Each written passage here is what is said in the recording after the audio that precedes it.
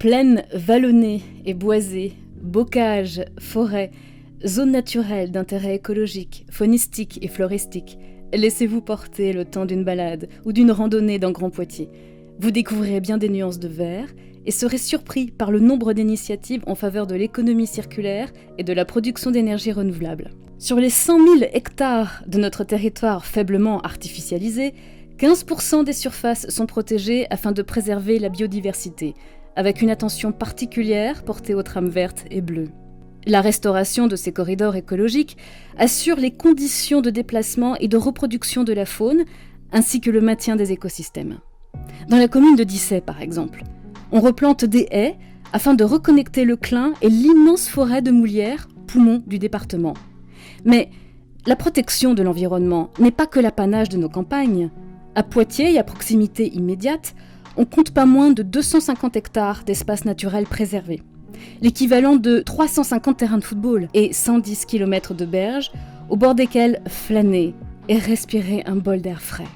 En ville, la biodiversité s'invite aussi parfois là où on l'attend le moins, avec des initiatives comme celle de la jeune entreprise Apizone, dont la mission est de donner vie à des surfaces vertes inexploitées dans les zones industrielles. Un potager inter-entreprise cultivé en permaculture a ainsi germé Zone de la République à Poitiers. Si notre territoire est vert, c'est aussi en raison des nombreuses actions menées pour la réduction et la valorisation des déchets. Vous souhaitez équiper votre logement tout en faisant un geste pour la planète ?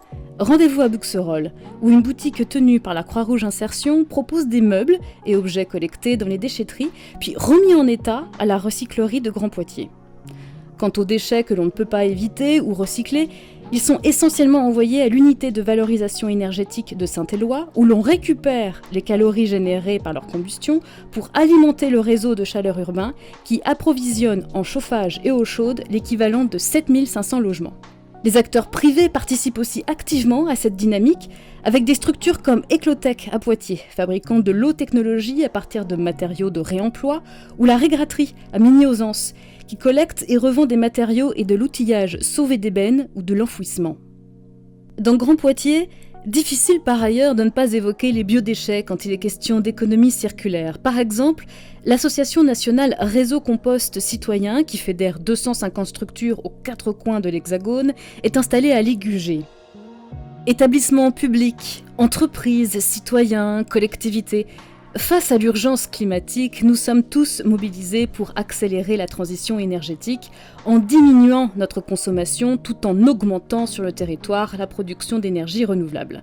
Cette dernière a déjà connu une hausse de 35% en 15 ans grâce au potentiel solaire.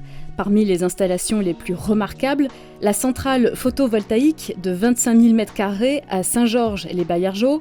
Elle est équipée de trackers permettant aux panneaux de suivre la course du soleil d'est en ouest. Grâce à la biomasse, utilisée par l'université depuis 2015 pour chauffer 40 bâtiments équivalent à 200 000 m². Grâce à l'éolien, dans la commune de Lusignan, où le parc couvre la consommation de 6 000 habitants. Grâce à la géothermie aussi, c'est l'énergie renouvelable choisie par le siège du Crédit Agricole à Poitiers, par le CHU pour alimenter son bâtiment administratif de 10 000 m², mais aussi par l'entreprise Cramp à Migny-aux-Anses, qui assure 60% de ses forts besoins en chaud et en froid grâce à une pompe à chaleur géothermique réversible. Sobre et durable, toutes les énergies sont dans Grand Poitiers.